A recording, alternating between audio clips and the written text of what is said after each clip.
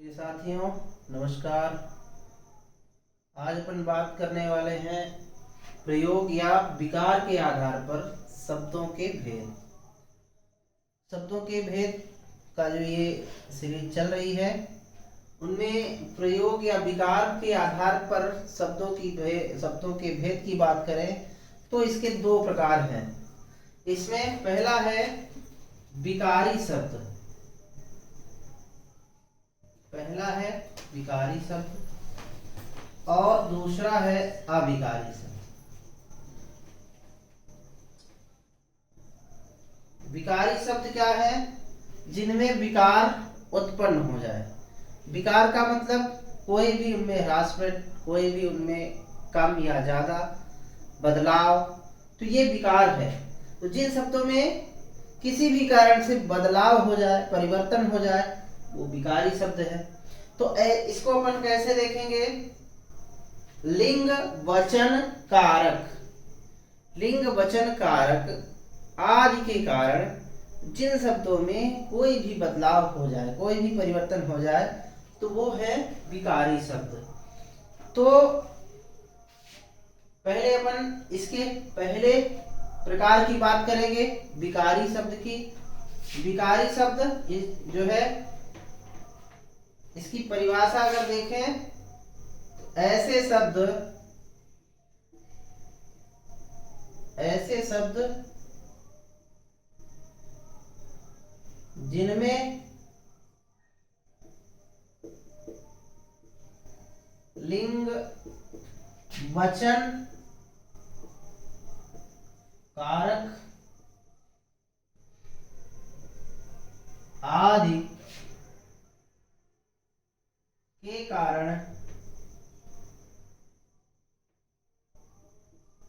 कारण परिवर्तन हो जाता है, उन्हें विकारी शब्द कहते हैं। उन्हें विकारी शब्द कहते हैं।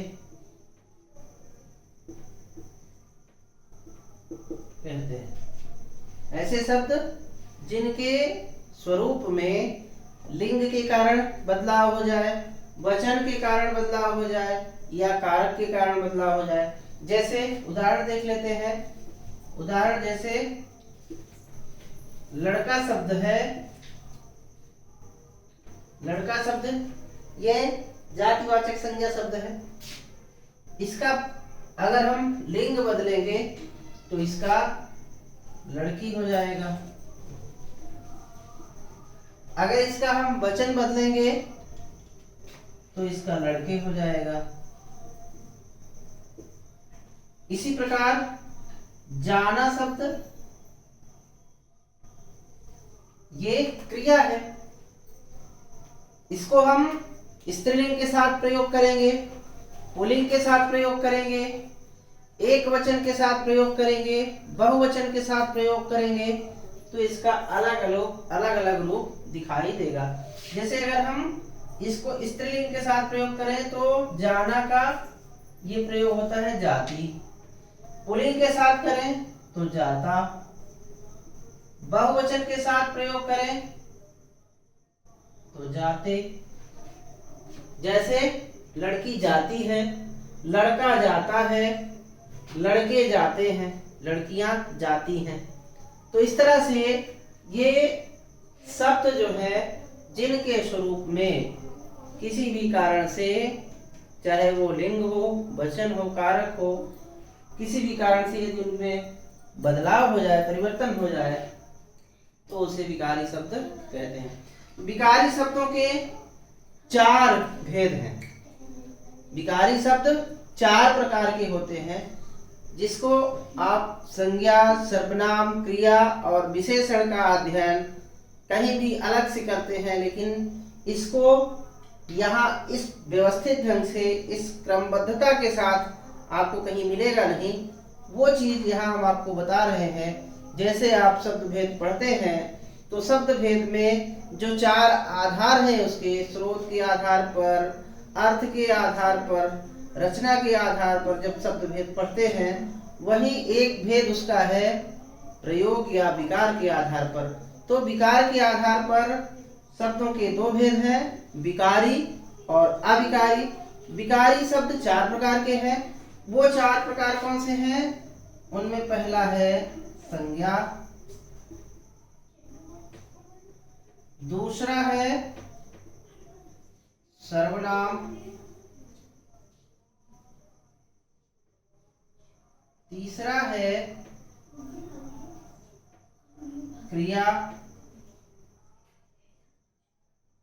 और चौथा है इसमें विशेषण।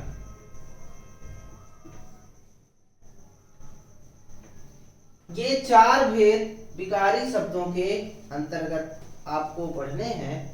इन चारों को अगर हम देखें तो संज्ञा शब्दों में भी परिवर्तन हो जाता है, उनका स्वरूप बदल जाता है।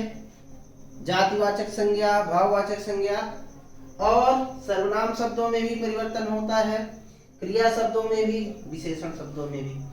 तो ये विकारी शब्द हैं। इनका क्रमबद्ध और व्यवस्थित अध्ययन आपको इसी को ले लेता हूं पहले, फिर अविकारी शब्द को अगले वीडियो में देखते हैं। पहले अपन इसको जो है संज्ञा शब्द को देख लेते हैं। शार्ट में देखेंगे अभी। तो इसमें जो पहला है संज्ञा, संज्ञा शब्द क्या है? संज्ञा का मतलब है पहचान। संज्ञा का तात्पर्य है पहचान। किसी भी वस्तु, किसी भी स्थान, किसी भी व्यक्ति, उसका नामकरण किया जाता है उसकी पहचान के लिए। जब कोई बच्चा जन्म लेता है तभी उसका नामकरण होता है और वो व्यक्ति उस अमुक नाम से जाना जाता है समाज में, उस स्थान पर, उसके बीच में जो उसको लोग जानते हैं उसके नाम से जानते हैं। उसी प्रकार से ये नामकरण की जो पद्धति है वो पहचान के लिए होती है। तो ये नेमिंग वर्ड इसको कहते भी हैं, इंग्लिश में नेमिंग वर्ड। तो इसका मतलब है जो किसी व्यक्ति,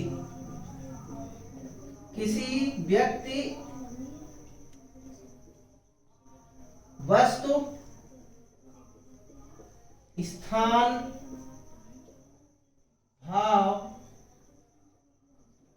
भाव में गुण, दोष, दशा, स्वभाव, ये सब चीजें आती हैं। तो किसी व्यक्ति, वस्तु, स्थान, भाव आदि का नाम ही संज्ञा है।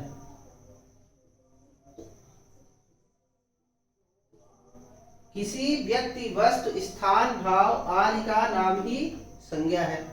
तो संज्ञा नेमिंग वर्ड हो गई। किसी वस्तु का भी नाम है, किसी व्यक्ति का भी नाम है और किसी स्थान का भी नाम है। गुण, स्वभाव, दोष, दशा, इसका भी नाम जो है वो संज्ञा के अंतर्गत ही आता है। इसका विभेद, संज्ञा को अगर हम भेद की बात करें तो भेद की दृष्टि से संज्ञा 3 प्रकार की होती है। इसमें पहला है व्यक्तिवाचक संज्ञा। व्यक्तिवाचक संज्ञा कई बार आपको कई जगह पर संज्ञा के 5 भेद मिलेंगे, लेकिन वस्तुतः मूल रूप से संज्ञा के 3 भेद होते हैं। व्यक्तिवाचक संज्ञा, दूसरा है जातिवाचक संज्ञा,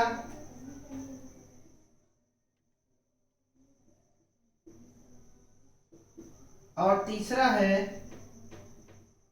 भाववाचक संज्ञा।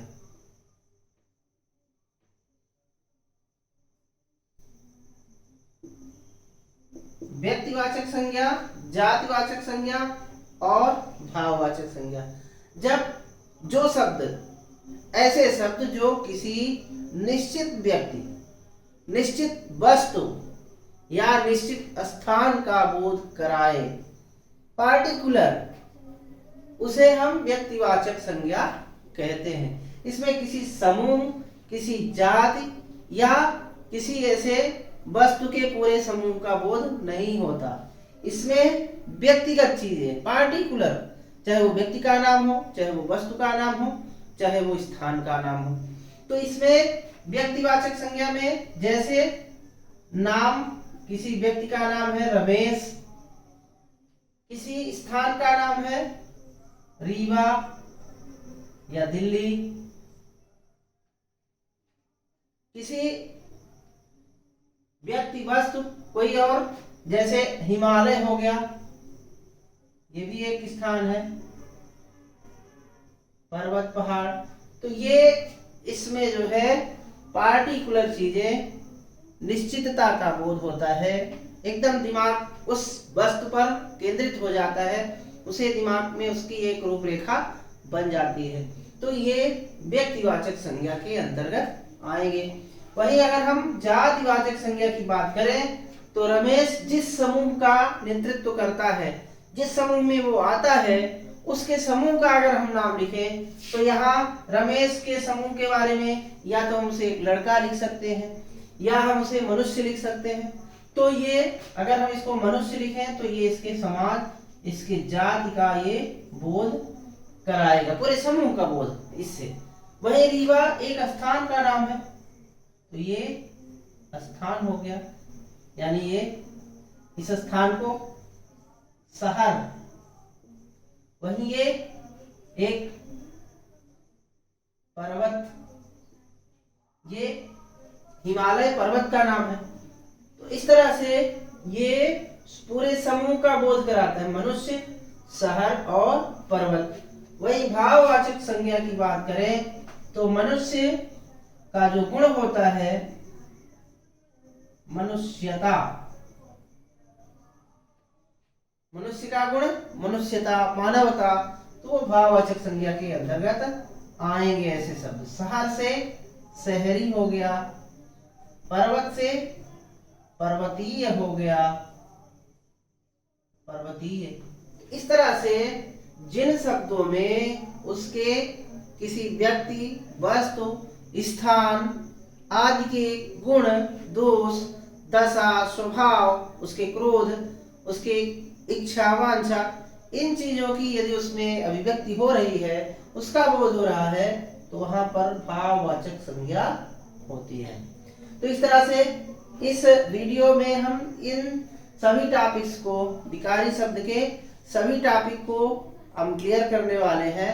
तो इसलिए इसमें ज्यादा गहराई से इस पर चर्चा ना करके अभी सूक्ष्म रूप में सभी बिंदुओं पर बात करने की कोशिश करता हूं। तो अभी केवल ये संक्षेप में आपको परिचय दिया जा रहा है, हालांकि ये आपके लिए इतना काफी महत्वपूर्ण होगा। आपको इससे स्पष्ट होगा कि व्यक्तिवाचक संज्ञा, जातिवाचक संज्ञा और भाववाचक संज्ञा की क्या पहचान है और कौन से शब्द किस संज्ञा के अंतर्गत आएंगे। इसके बाद इसमें जो दूसरा बिंदु है वो है, संज्ञा के बाद है सर्वनाम। संज्ञा के बाद दूसरा है सर्वनाम।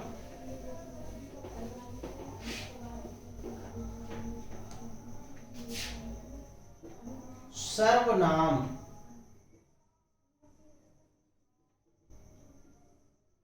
सर्वनाम शब्द, इसका अगर हम संधि विच्छेद करें ये हो जाएगा सर्व धन नाम। सर्व का मतलब सब, सभी, और नाम का मतलब नाम। तो ऐसे शब्द जो सभी के नाम के लिए इस्तेमाल किए जाते हैं, वो कोई व्यक्ति भी हो सकता है, वो कोई वस्तु भी हो सकती है, वो कोई स्थान भी हो सकता है। तो सभी अपने लिए या दूसरे के लिए जिन शब्दों का इस्तेमाल कर सकते हैं वो सर्वनाम शब्द कहलाते हैं। सबका नाम, इसे ऐसे शब्द जो संज्ञा के स्थान पर, संज्ञा शब्द कोई भी हो उसके स्थान पर ये प्रयोग किया जाता है। ऐसे शब्द जो संज्ञा के स्थान पर प्रयोग किए जाते हैं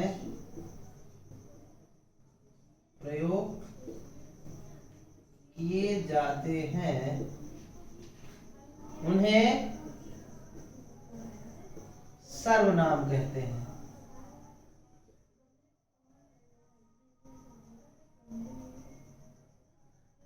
सर्वनाम कहते हैं।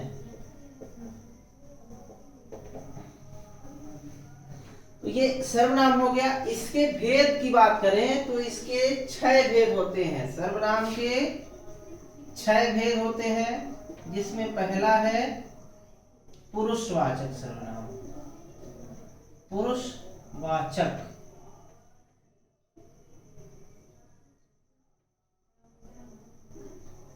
पुरुषवाचक सर्वनाम, जिसमें पुरुष या व्यक्ति अपने लिए, सामने वाले के लिए और तीसरे व्यक्ति के लिए जिन सर्वनामों का उपयोग करता है वो सर्वनाम पुरुषवाचक के अंतर्गत आते हैं।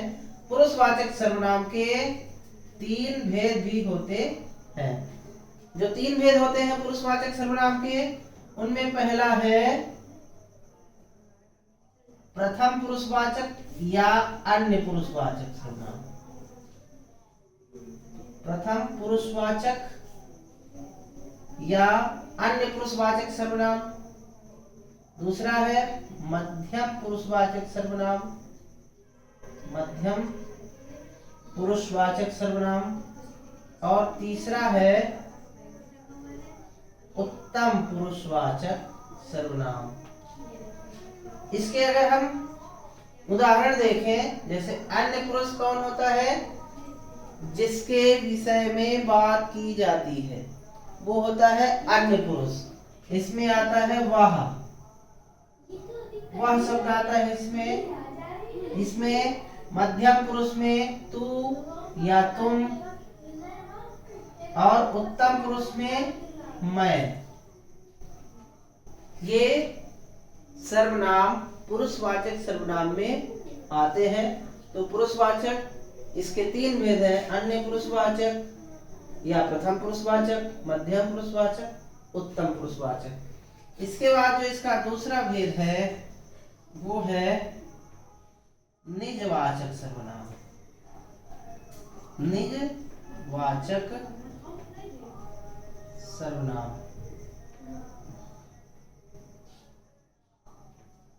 ऐसे सर्वनाम शब्द जिनका उच्चारण वाक्य में व्यक्ति स्वयं के लिए करता है। स्वयं के लिए जिनका प्रयोग किया जाता है वो निजवाचक सर्वनाम। जैसे मैं स्वयं,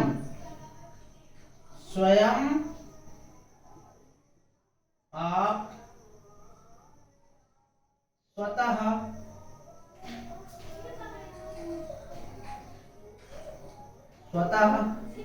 खुद।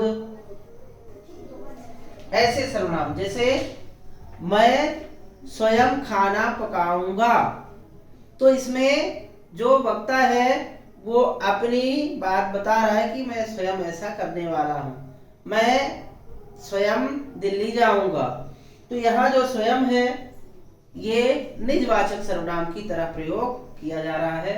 तो ये निजवाचक सर्वनाम इस तरह से इसका प्रयोग होता है। इसके बाद है निश्चयवाचक सर्वनाम। निश्चयवाचक सर्वनाम, निश्चयवाचक सर्वनाम में जिससे निश्चयात्मकता का बोध हो, किसी व्यक्ति, वस्तु, स्थान के निश्चित ज्ञात हो, उसमें निश्चयात्मकता हो, तो वो निश्चयवाचक सर्वनाम के अंतर्गत आता है। इसमें 2 सर्वनाम आते हैं, यह और वह। यह और वह, यह किताब है, वह गाय है। मतलब निकट की वस्तु के लिए, निकट के व्यक्ति के लिए यह शब्द का प्रयोग होता है, और दूर की वस्तु, दूर के व्यक्ति के लिए वह शब्द का प्रयोग किया जाता है।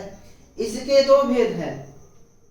इसके सॉरी, ठीक है, ये निश्चयवाचक सर्वनाम। इसके बाद है अनिश्चयवाचक सर्वनाम। अनिश्चयवाचक सर्वनाम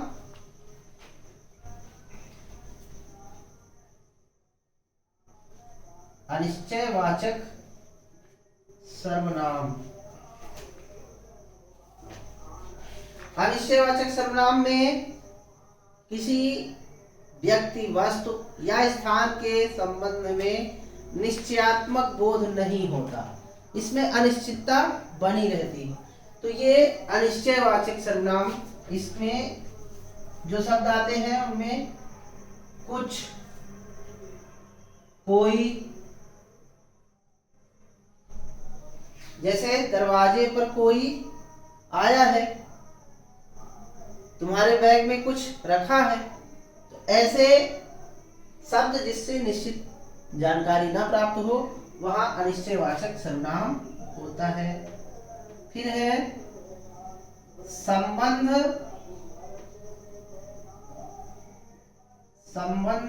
बोधक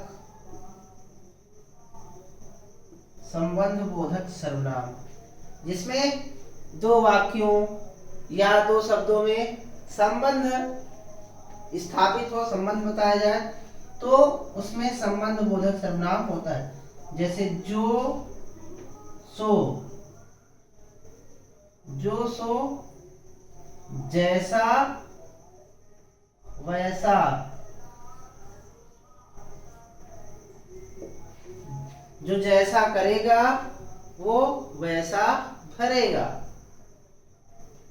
जो बोएगा सो काटेगा। तो ये जो है संबंध बोधक सर्वनाम के अंतर्गत आते हैं शब्द। फिर है छठवां प्रश्नवाचक सर्वनाम। प्रश्नवाचक सर्वनाम में जहां प्रश्न पूछा गया हो, कोई जिज्ञासा हो, कोई जानकारी ली जा रही हो, वहां प्रश्नवाचक सर्वनाम होता है। जैसे क्या, कौन, दरवाजे पर कौन है, दरवाजे पर कौन है, सामने कौन खड़ा है, उसके बगल में कौन है। ये शब्द जो है प्रश्न पूछे जा रहे हैं इनमें। तो इस तरह से ये प्रश्न जहां पूछा जाता है वहां प्रश्नवाचक सर्वनाम होता है। तो ये सर्वनाम के 6 भेद हैं। ये 6 भेद आपको सरलता से और स्पष्ट रूप से आपको यहाँ बताए गए हैं। तो इसका आप अपने नोटबुक में इसे तैयार करें। इसके बाद जो है, जो अगला बिंदु है वो है सर्वनाम के बाद क्रिया। सर्वनाम के बाद जो क्रिया शब्द हैं उनकी बात कर लेते हैं। तीसरा बिंदु है इसमें विकारी शब्द में क्रिया। क्रिया क्या है? जिस शब्द से किसी कार्य का करना या होना पाया जाए, ये कार्य से संबंधित है। क्रिया धातु है, धातु में जब कोई प्रत्यय लगता है तो क्रिया बनती है। हिंदी में क्रिया ही उपयोग में आती है, क्रिया का ही इस्तेमाल किया जाता है। संस्कृत में धातु शब्द प्रयोग में थे और उनसे प्रत्यय जोड़ करके और क्रिया बनती थी। लेकिन हिंदी में प्रत्यय जो है धातु नहीं, सीधे क्रिया का ही स्वरूप दिखाई देता है, मिलता है। तो क्रिया क्या है? जिन शब्दों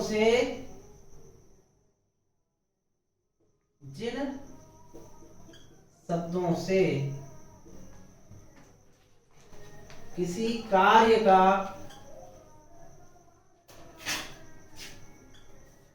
करना या होना पाया जाए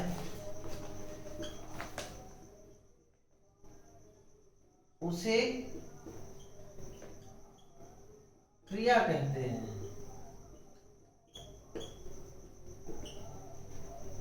दैनिक जीवन में हमारे अनंत ऐसे शब्द हैं जो क्रियाकलाप को व्यक्त करते हैं। बिना वर्ब के, बिना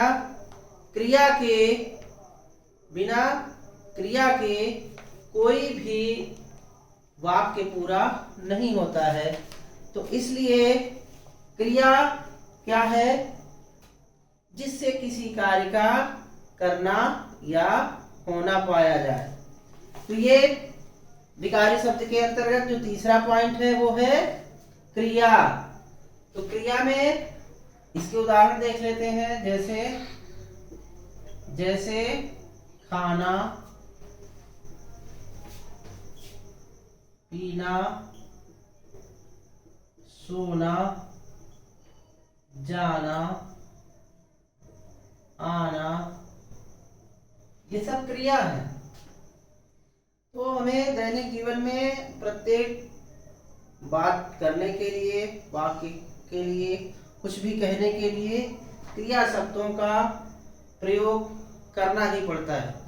तो ये इसकी जो है जानकारी यहाँ पे बताई जा रही है। तो क्रिया जो है क्या है? विकारी शब्द है और ये इसके उदाहरण है। क्रिया के भेद की बात करें तो क्रिया के दो भेद हैं। पहला सकर्मक क्रिया। सकर्मक क्रिया क्या होती है? जिस क्रिया का फल उसके कर्म पर पड़ता है, अर्थात जिस वाक्य में कर्ता के साथ साथ कर्म भी उपलब्ध होता है वो सकर्मक क्रिया होती है। जैसे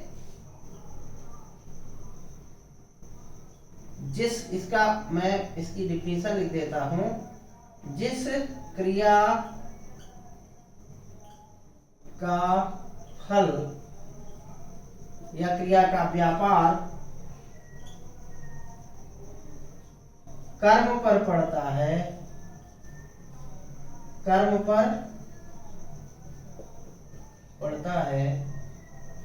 उसे सकर्मक क्रिया कहते हैं। सकर्मक क्रिया कहते हैं। तो सकर्मक क्रिया जिस क्रिया का फल उसके कर्म पर पड़ता है वो सकर्मक क्रिया है। इसको अगर हम और सरल शब्दों में कहें तो जिस वाक्य में कर्ता के साथ साथ कर्म भी होता है वो सकर्मक क्रिया होती है।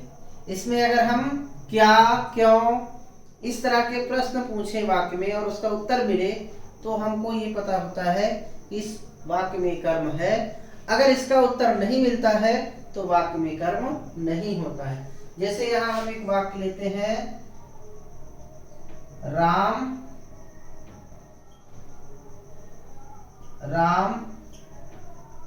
पुस्तक पढ़ता है। राम पुस्तक पढ़ता है। राम पुस्तक पढ़ता है ये सकर्मक क्रिया है, क्योंकि क्या पढ़ता है? पुस्तक पढ़ता है। तो ये पढ़ना क्रिया का जो फल है वो पुस्तक पर पढ़ रहा है। पुस्तक इसका कर्म है। क्या पढ़ता है? पुस्तक पढ़ता है। तो इस तरह से ये सकर्मक क्रिया का, अगर हम कहें राम पढ़ता है तो ये अकर्मक क्रिया हो जाएगी। इसका दूसरा भेद है अकर्मक क्रिया। अकर्मक क्रिया तो जिस क्रिया का फल, जिस क्रिया का फल कर्ता पर पड़ता है, कर्ता पर पड़ता है, उसे अकर्मक क्रिया कहते हैं।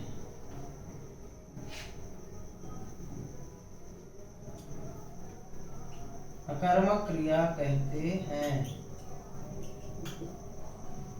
तो ये इसको हम और स्पष्ट और सरल शब्दों में कहें तो जिस वाक्य में केवल कर्ता और क्रिया होती है वो अकर्मक क्रिया, उसमें अकर्मक क्रिया रहती है, उसमें कर्म नहीं होता है। जैसे इसी उदाहरण का मैं प्रयोग करूंगा, राम पढ़ता है।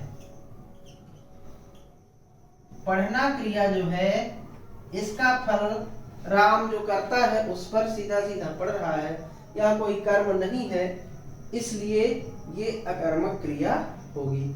तो ये विकारी शब्दों के तीसरे प्रकार की बात की जो है, इसमें संज्ञा, सर्वनाम और क्रिया, ये तीसरा बिंदु है। इसको बहुत ज्यादा डिटेल में इसलिए नहीं बात कर रहा हूँ क्योंकि अभी हम प्रयोग या विकार के आधार पर शब्दों के भेद की बात कर रहे हैं। तो इसका संक्षिप्त परिचय ही यहाँ दिया जा सकता है और विस्तृत इसका परिचय आगे की वीडियो में हम आपको जरूर उपलब्ध कराएंगे। इसमें जो इसका चौथा प्रकार है, विकारी शब्द का चौथा जो प्रकार है वो है विशेषण। विशेषण ये विशेष और विशेष दो इसमें शब्द होते हैं। एक होता है विशेष और एक होता है विशेष। तो संज्ञा और सर्वनाम की विशेषता बताने वाले शब्द, संज्ञा और सर्वनाम की विशेषता बताने वाले शब्द विशेषण हैं। जो शब्द संज्ञा या सर्वनाम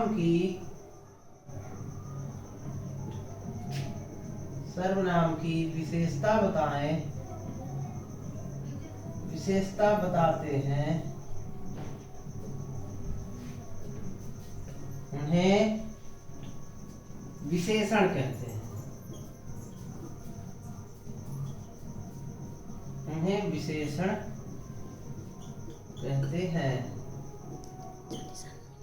तो संज्ञा और सर्वनाम की विशेषता बताने वाले शब्द विशेषण हैं।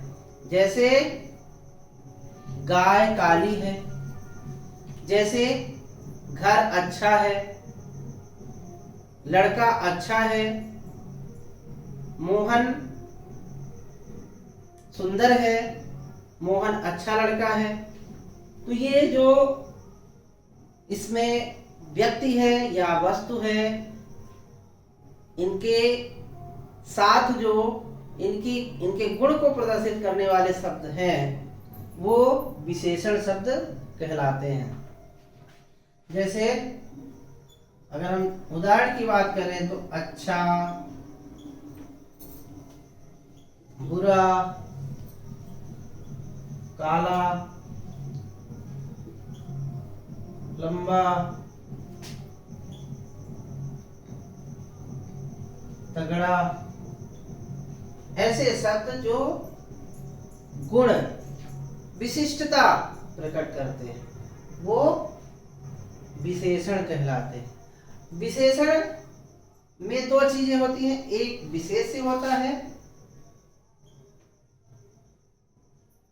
विशेष्य जिसकी विशेषता बताई जाती है, जिसकी विशेषता बताई जाती है।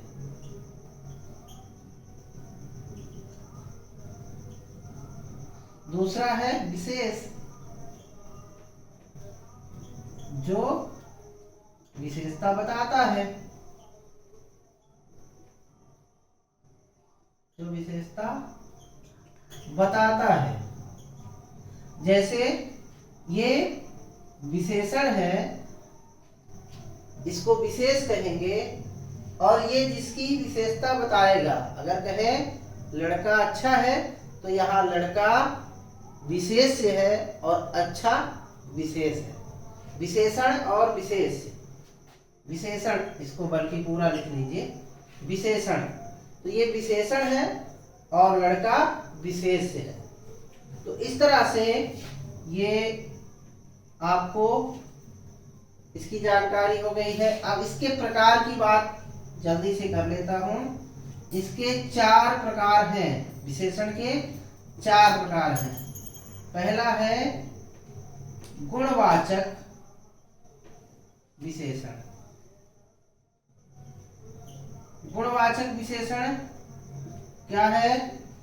जिसमें किसी व्यक्ति, वस्तु, स्थान, उसके गुण, दोष, दशा, स्वभाव, इन चीजों की बात हो। जैसे गुणवाचक विशेषण क्या है? अच्छा, अभी हमने कहा, बुरा, काला, रंग बोधक, आकार बोधक, उसके जो है स्वभाव की जो जानकारी है, तो ये सब गुणवाचक विशेषण के अंतर्गत आते हैं। काला, पीला, अच्छा, सुंदर, ऐसे विशेषण शब्द जो किसी व्यक्ति, वस्तु या स्थान के विषय में उसके गुण, उसके स्वभाव की बात करें तो वो गुणवाचक विशेषण है। फिर दूसरा है इसमें संख्यावाचक। संख्यावाचक विशेषण।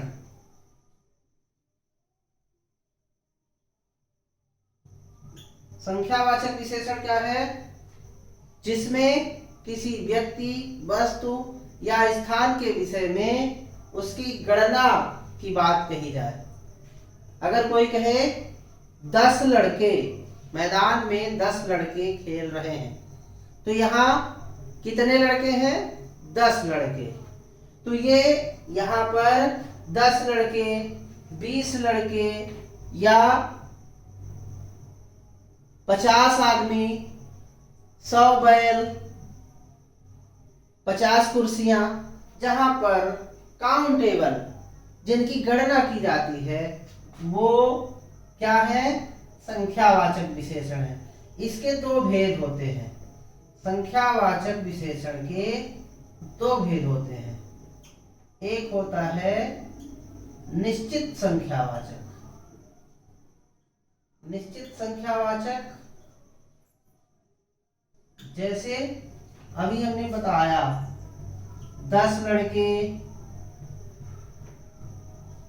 50 कुर्सियां, एक उदाहरण पूरा ही लिख देता हूं, 50 कुर्सियां। तो इसमें 50 जो है ये निश्चित संख्यावाचक विशेषण है।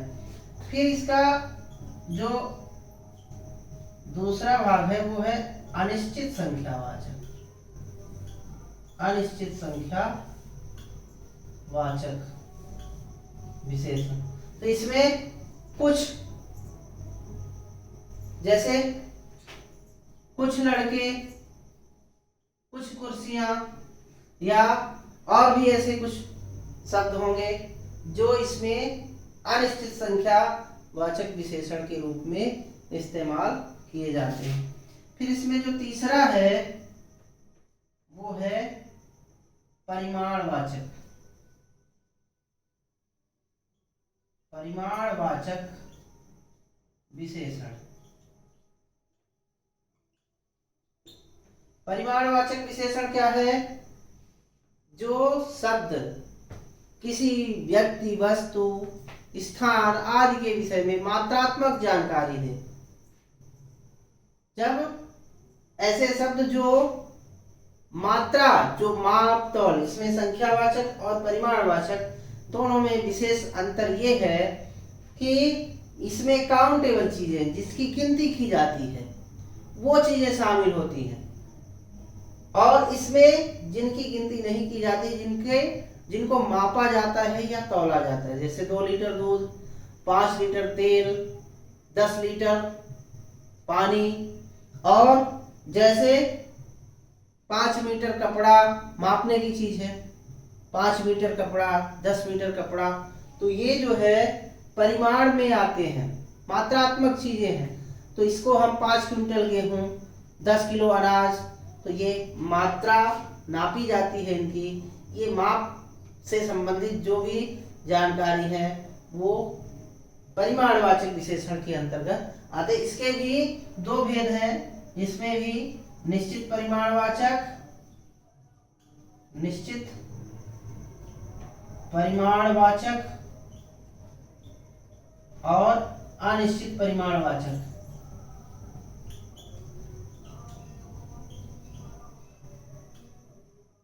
अनिश्चित परिमाणवाचक, इसके भी दो भेद हैं। जैसे अभी हमने बताया 2 लीटर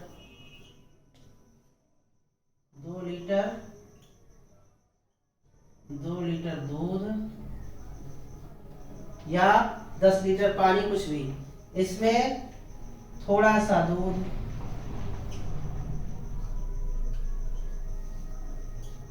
थोड़ा दूध या थोड़ा पानी, ये जो है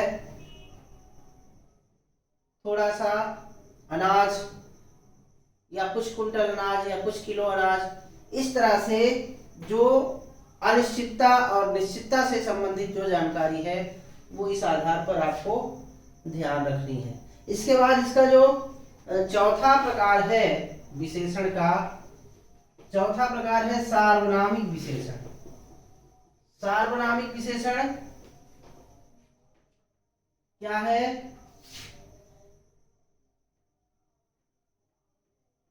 ऐसे सर्वनाम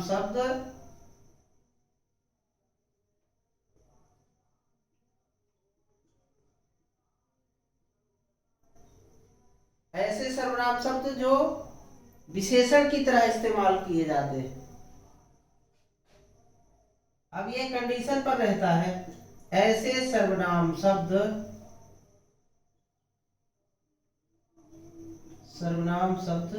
जो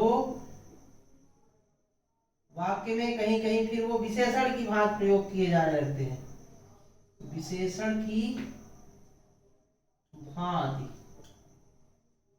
प्रयोग किए जाते हैं,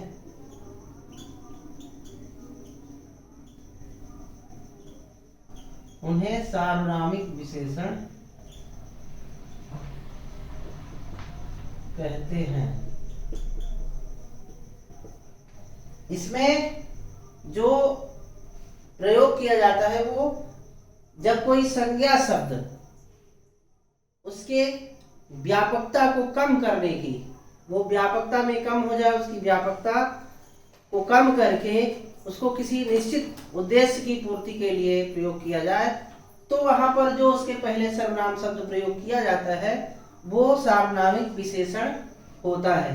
जैसे अगर हम कहें, अगर ये बात कही जाए कि यह गाय है, यह गाय है, यह शब्द यहाँ पे जो है ये सर्वनाम की भांति प्रयोग हो रहा है, क्योंकि ये गाय को बता रहा है, कोई भी गाय है उसकी व्यापकता बता रहा है। अब अगर इस शब्द का हम प्रयोग करें, यह गाय मोहन की है,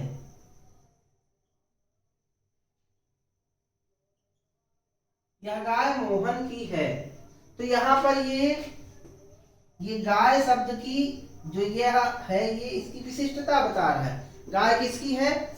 यह मोहन की है।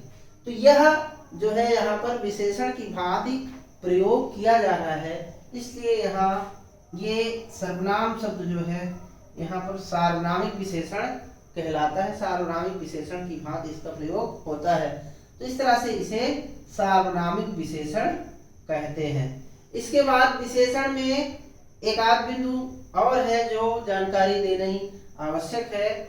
इसमें एक शब्द है, एक विषय है प्राविशेषण या अंतर विशेषण भी इसे कहते हैं। प्राविशेषण तो जो शब्द विशेषण की विशेषता बताए, भाई विशेषण संज्ञा और सर्वनाम की विशेषता बताता है, लेकिन प्राविशेषण क्या करता है? जो शब्द विशेषण की विशेषता बताए, विशेषण की विशेषता बताए उसे प्रविशेषण कहते हैं।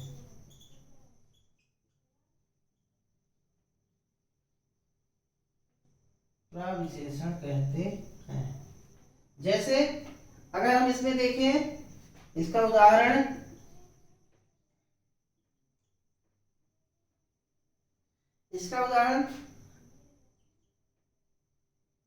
लड़की सुंदर है, ये एक वाक्य हो गया। इसमें जो सुंदर शब्द है ये विशेषण हो गया, और ये किसकी विशेषता बता रहा है? लड़की की बता रहा है। लेकिन इस सुंदर शब्द की अगर कोई विशेषता बताए तो विशेषण की विशेषता हो गई, तो वो प्रविशेषण कहलाएगा। जैसे हम कहें लड़की बहुत सुंदर है, लड़की बहुत सुंदर है, तो जो ये बहुत शब्द है ये किसकी विशेषता बता रहा है? इस सुंदर शब्द की विशेषता बता रहा है। ये बहुत शब्द इस सुंदर शब्द की विशेषता बता रहा है, तो यहाँ ये विशेषण की विशेषता बता रहा है, इसलिए इसको प्रविशेषण कहेंगे, इसको प्रविशेषण कहेंगे। तो इस तरह से ऐसे बहुत, जैसे वह बहुत चालाक है, वह बहुत अच्छा है, वह बहुत बुरा है, वह बहुत काला है, वह बहुत गोरा है, वह बहुत पीला है, वह बहुत बड़ा है, वह बहुत छोटा है। इस तरह से ये जो बहुत का प्रयोग है ये विशेषण की विशेषता बताता है, इसलिए ये प्रविशेषण, इसको अंतर विशेषण भी कहते हैं, प्रविशेषण या अंतर विशेषण। तो ये इसकी जो है, इसमें विशेषण के अंतर्गत की चीजें हो गई हैं।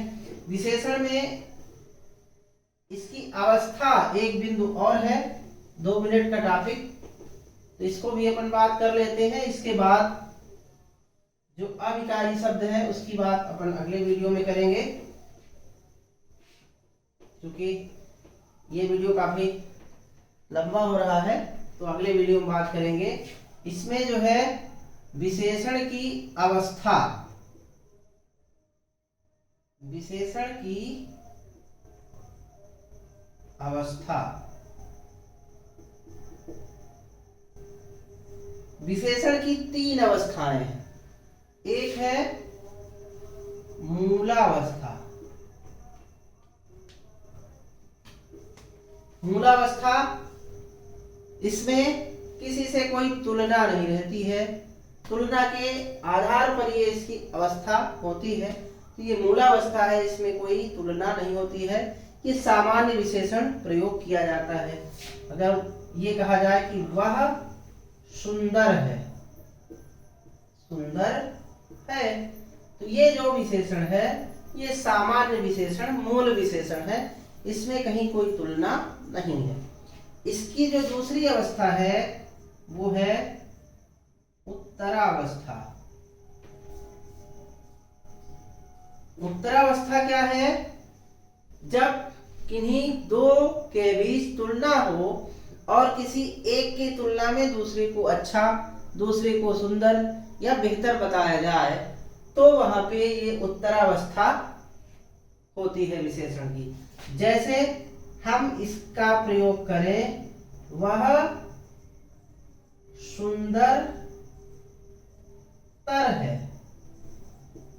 अगर कोई कहे कि वह किसी अन्य की तुलना में, या यूं कहें कि वह राम से सुंदर है, तो इसको हम उत्तरावस्था में कहेंगे, दो की तुलना हो रही है, वह सुंदरतर है, वह सुंदरतर है। अब अगर इसको, क्योंकि ये तत्सम शब्द है, तत्सम शब्द में तर प्रत्यय लगा करके, तत्सम शब्दों में तर प्रत्यय लगा करके और उसकी उत्तरावस्था विशेषण की बनाई जाती है। लेकिन इसको हिंदी में अगर कहें तो वह राम से सुंदरतर है, ऐसा कहेंगे। ये उत्तरावस्था हो गई। और इसमें जो उत्तमावस्था है,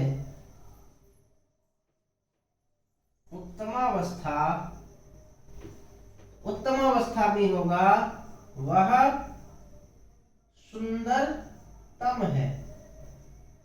सुंदरतम, वह सुंदरतम है मतलब वह सबसे सुंदर है। जब दो या दो से अधिक व्यक्तियों या वस्तुओं में तुलना हो और उसमें सबसे अच्छा या सबसे बेहतरीन किसी चीज को बताया जाए, तो वहां पर ये तत्सम शब्द है तो उसमें तम प्रत्यय लगाया जाता है और उसको उत्तम अवस्था में प्रकट किया जाता है। वह सुंदरतम है। इसको अगर हिंदी में कहें तो वह सबसे सुंदर है। यहाँ से शब्द का प्रयोग होता है, से आता है, तो इस तरह से ये उत्तमावस्था बनाई जाती है इसमें विशेषण की।